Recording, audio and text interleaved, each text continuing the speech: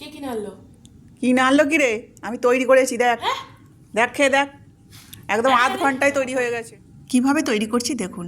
এক বাটি আটা নিয়েছি, এক বাটি ময়দা, ভালো করে চেলে নেব।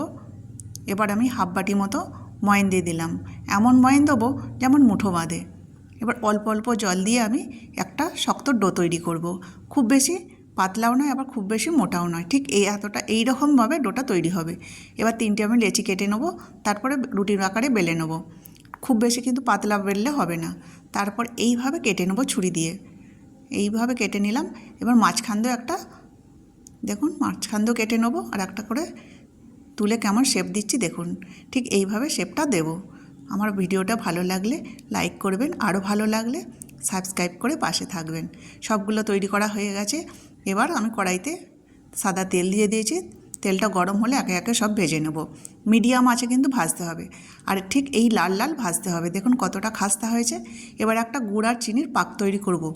প্রথমে আমি হাফ বাটি চিনি দিলাম আর হাফ বাটি গুড় দিয়েছি, দিয়ে ভালো করে একটা পাক তৈরি করে নেব। ঠিক এইরকম পাকটা আসবে, একটু আঠা আঠা, তখন ভাজা কাঠিগুলোকে দিয়ে দেবো। একটু নাড়াচাড়া করেই কিন্তু গ্যাসটা অফ করে দিতে হবে। তারপরে দেখুন নাড়তে চাড়তে ঠিক এইরকম ঝরঝরে হবে, একদম খাওয়ার জন্য রেডি হয়ে গেছে। একটু ঠান্ডা হলেই কিন্তু খেতে খুব ভালো লাগবে। চলুন মেয়েকে খাইয়ে আসি, কি বলে দেখা যাক। সেম লাগছে যেমন কিনে আনতো আগে। খেয়ে দেখ আগে কেমন হয়েছে। দাঁড়াও খেয়ে দেখি। যদি খুব ভালো হয় তাহলে আমি মেলা থেকে আর কিনবো না। এই সিঙ্গুর মেলা আসছে, আর লোভ ধরবে না, বাড়িতেই তৈরি করবো আর খাওয়াবো। দারুণ হচ্ছে, একদম সেম খেতে, টেস্ট আর ক্রিসপি সেম সেম একদম। দেখি দে একটা আমিও খাই খেয়ে।